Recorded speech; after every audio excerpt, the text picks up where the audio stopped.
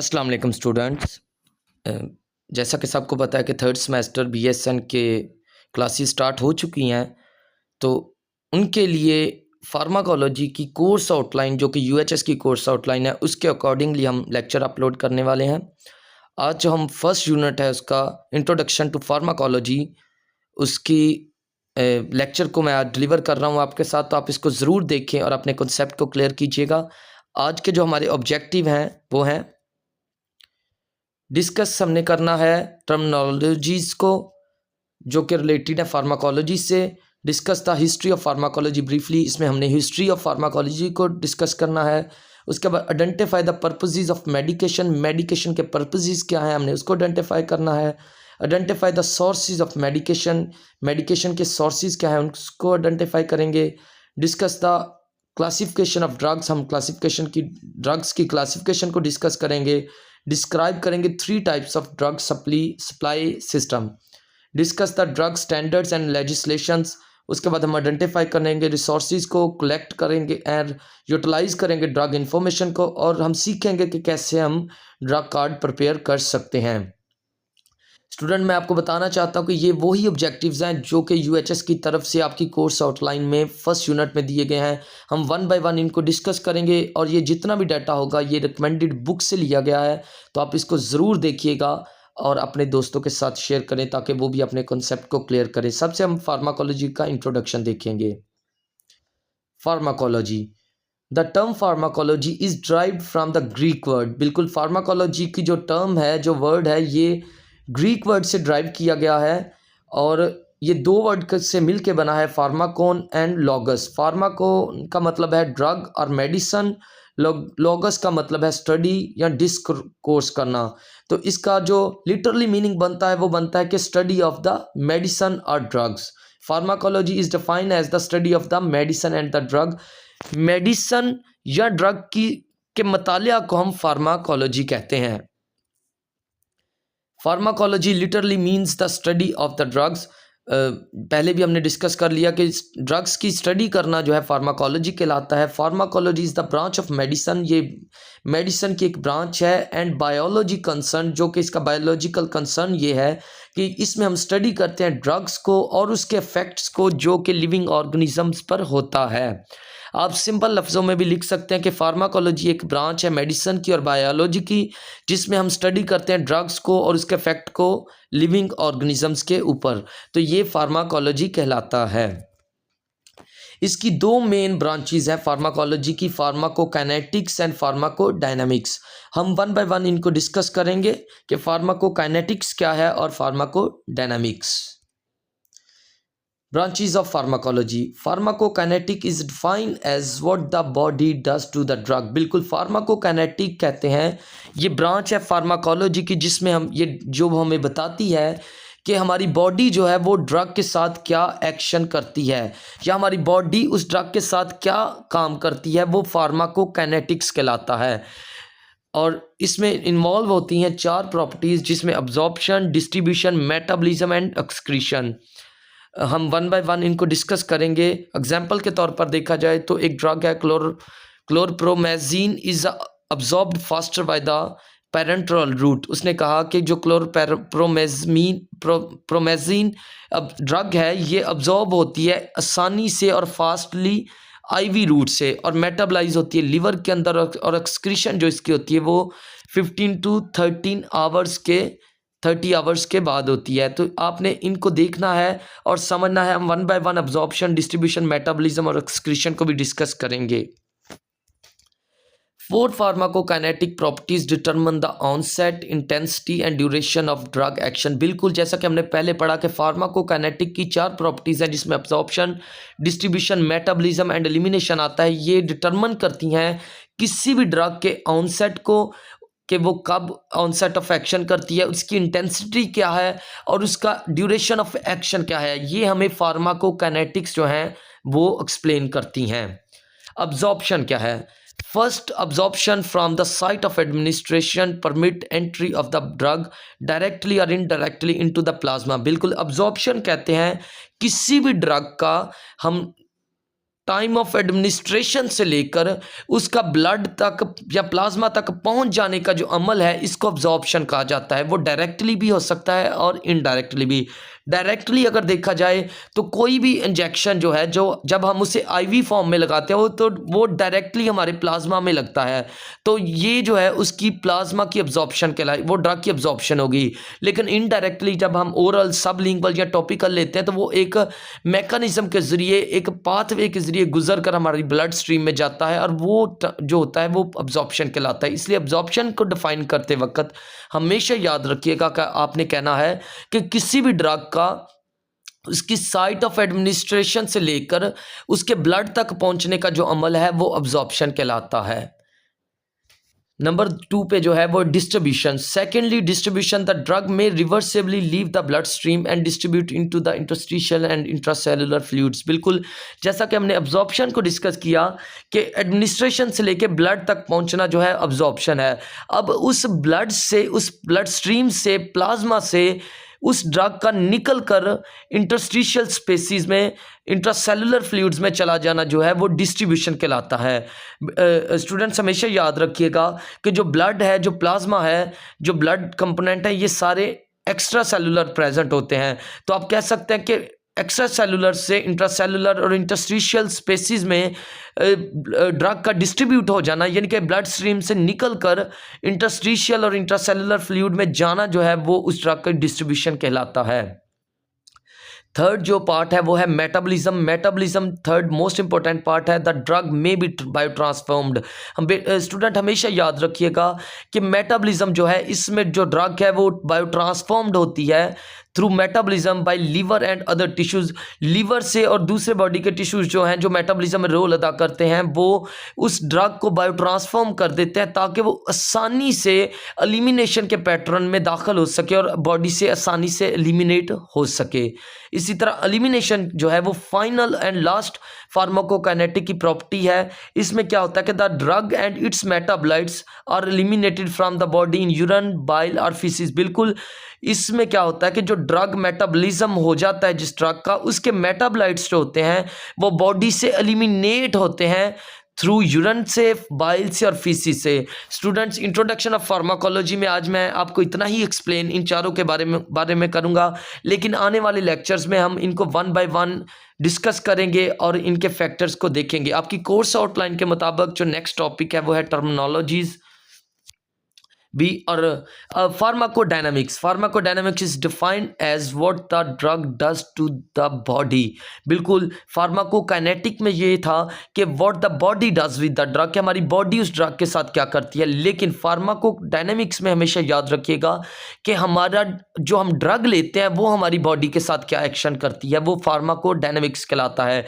इसको आसान तरीका याद करने का ये है कि डायनामिक्स डी से स्टार्ट होता है, तो आप ड्रग को याद रखिए कि ड्रग जो है वो बॉडी के साथ क्या काम करती है, वो फार्माकोडायनामिक्स कहलाता है।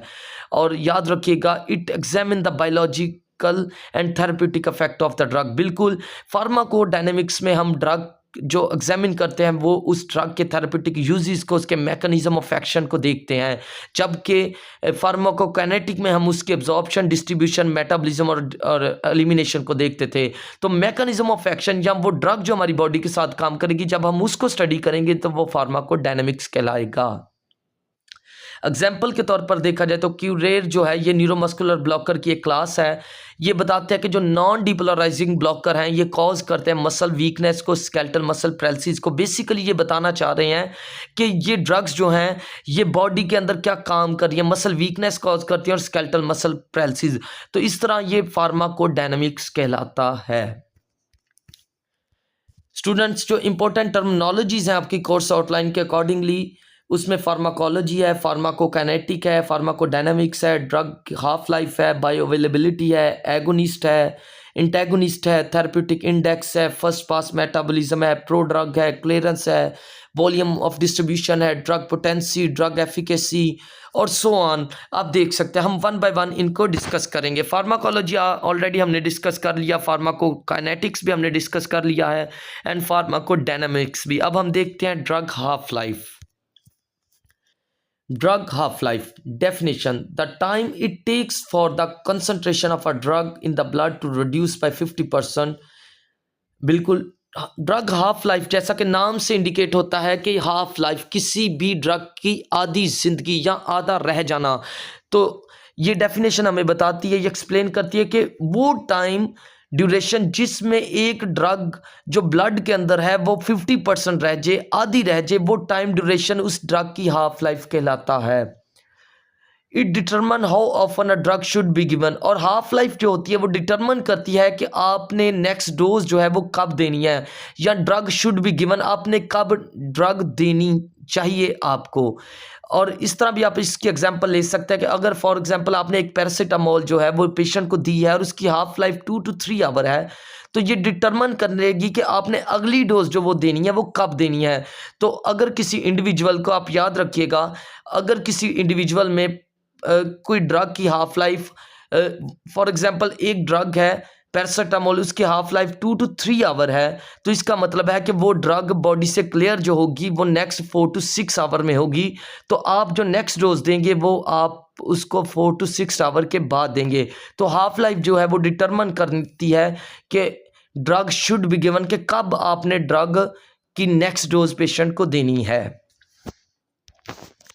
Bio availability: the percentage of a drug that reach to the bloodstream after administration is known as the bioavailability। बिल्कुल वो परसेंटेज ऑफ ड्रग जो कि ब्लड स्ट्रीम में एक्चुअल फॉर्म में आफ्टर एडमिनिस्ट्रेशन पहुंचती है वो उसकी बायो अवेलेबिलिटी कहलाती है। जैसा कि आईवी फॉर्म में जो कि पेरेंटरल रूट है उसमें जब हम कोई भी इंजेक्टेबल इंजेक्शंस देते हैं, कोई मेडिकेशन ड्रग्स देते हैं, तो वो डायरेक्टली जो है वो ब्लड स्ट्रीम में जाती है, इसलिए उसकी बायो अवेलेबिलिटी 100% होती है। लेकिन जबकि ओरल रूट्स और ओरल ड्रग्स लेते हैं और अदर रूट्स जैसे कि टॉपिकल रूट्स, सबलिंगुअल रूट्स, ये जो रूट्स हैं इनमें बायो अवेलेबिलिटी 100% नहीं होती, क्योंकि ये फर्स्ट पास हेपेटिक मेटाबॉलिज्म को क्रॉस करती है, जिसकी वजह से इसकी बायो अवेलेबिलिटी 100% नहीं होती। Therapeutic index, a measure of drug safety margin. बिल्कुल, थेरेप्यूटिक इंडेक्स जो है वो हमें मेजर करता है कि एक ड्रग की सेफ्टी मार्जिन क्या है। ये वो रेशो होती है जो किसी भी ड्रग की इफेक्टिव डोज और टॉक्सिक डोज के दरमियान में होती है। इससे आप आइडेंटिफाई कर लेते हैं कि एक ड्रग जो है वो कितनी, उसकी डोज जो इफेक्टिव डोज क्या है और उसकी टॉक्सिक डोज क्या है, ये आप मेजर कर सकते हैं थेरेप्यूटिक इंडेक्स के ज़रिए।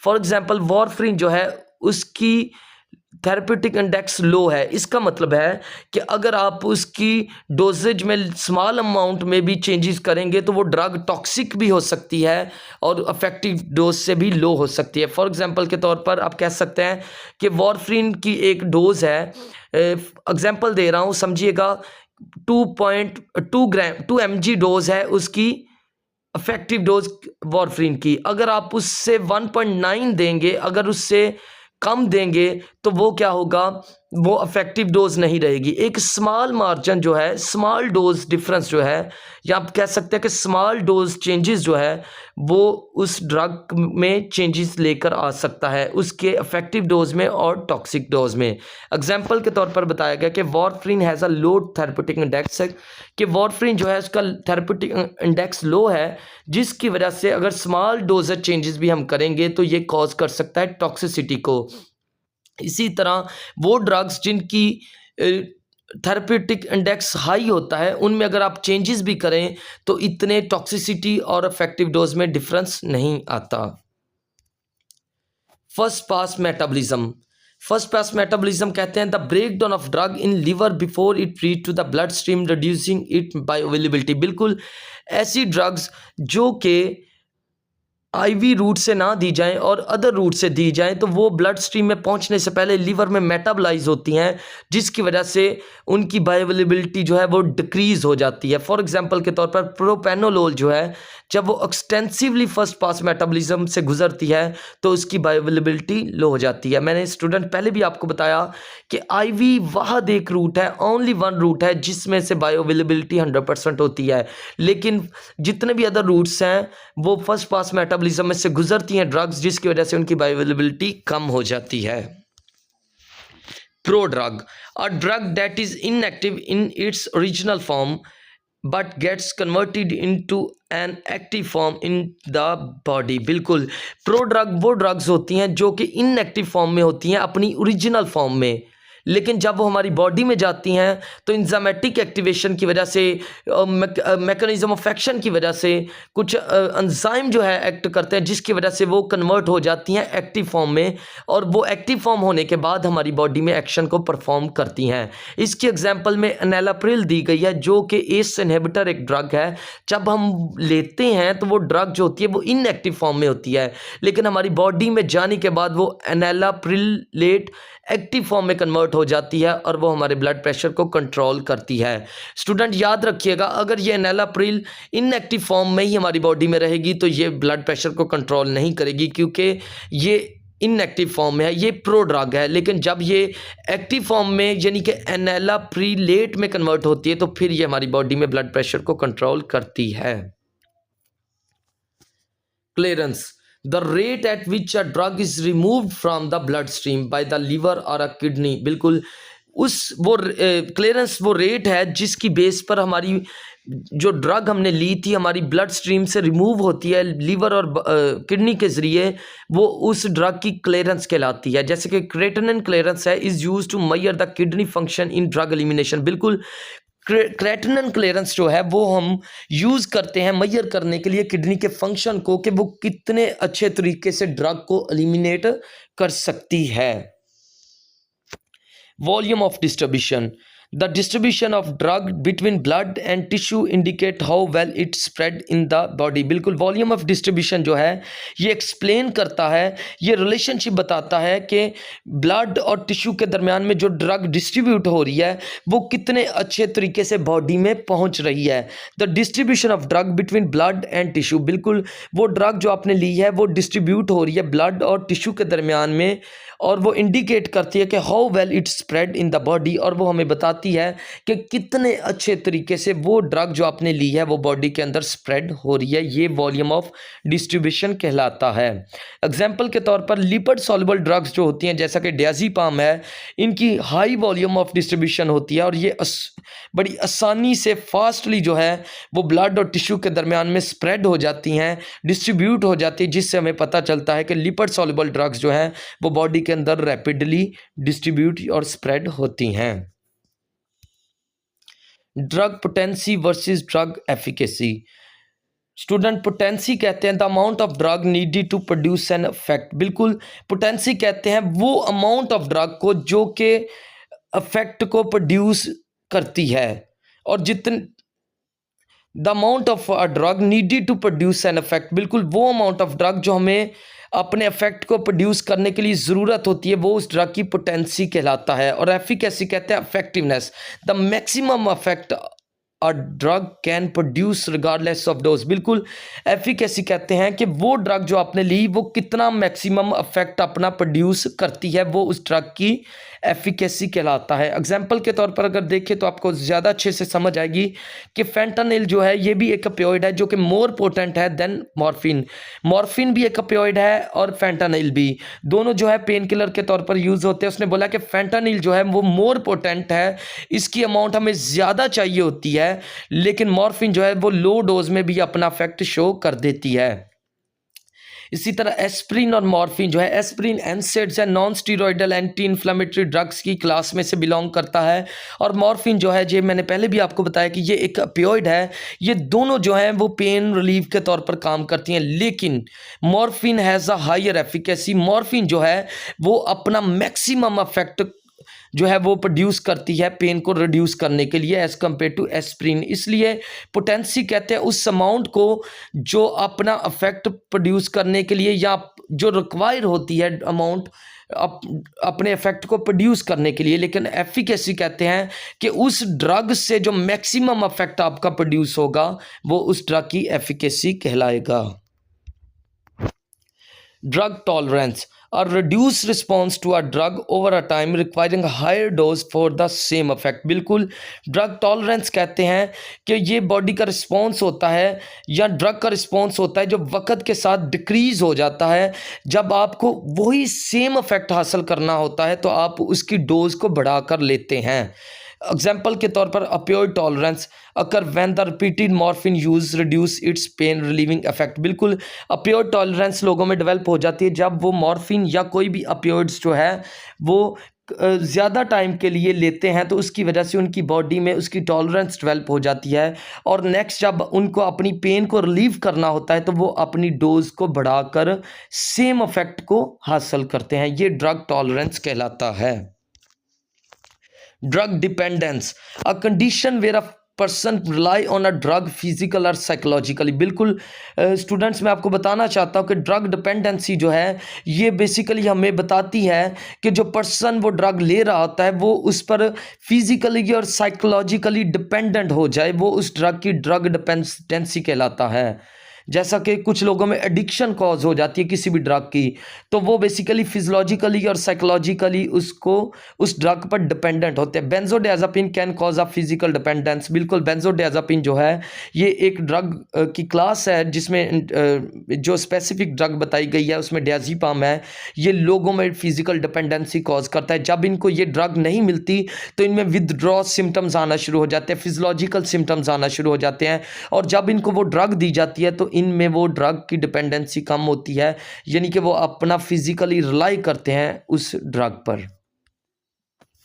Drug interaction a change in drug effect due to the presence of another drug, food or substance is known as a drug interaction। बिल्कुल नाम से ज़ाहिर होता है कि ड्रग इंट्रैक्शन किसी चीज़ से इंट्रैक्ट कर रही है, तो a change in a drug effect, आप जो ड्रग ले रहे हैं उसका इफेक्ट जो है वो चेंज हो जाए किसी दूसरी ड्रग की प्रेजेंस की वजह से या फूड की वजह से या सब्सटेंस की वजह से, वो उस ड्रग की ड्रग इंट्रैक्शन कहलाता है। इसकी टाइप्स हैं सिनर्जिज्म है, एंटोगनिज्म है एंड एंजाइम इंडक्शन इन्हिबिशन है। सिनर्जिज्म कहते हैं कि जब दो ड्रग्स आप एक टाइम पर ली जाएं और वो एक दूसरे के इफेक्ट को बढ़ा दें, वो उस ड्रग की सिनर्जिज्म कहलाती है। जैसे कि एस्प्रिन और clopidogrel for a clot prevention. बिल्कुल जी स्टूडेंट, ये दोनों जो है वो क्लॉट को प्रिवेंट करती हैं, क्लॉट फॉर्मेशन को प्रिवेंट करती हैं, इसलिए जब ये दोनों ड्रग्स इकट्ठे दी जाएं तो इनकी ड्रग इंट्रैक्शन होती है जिसकी वजह से उसका जो इफेक्ट है वो ज़्यादा हो जाता है, और किसी ड्रग का अगर दो ड्रग के मिलने से इफेक्ट बढ़ जाए उसको सिनर्जिज्म कहते हैं। एंटागोनिज्म कहते हैं कि one drug reduce another effect. बिल्कुल अगर दो ड्रग्स आपस में मिलकर दूसरी ड्रग के इफेक्ट को कम कर दें वो एंटागोनिज्म कहलाता है।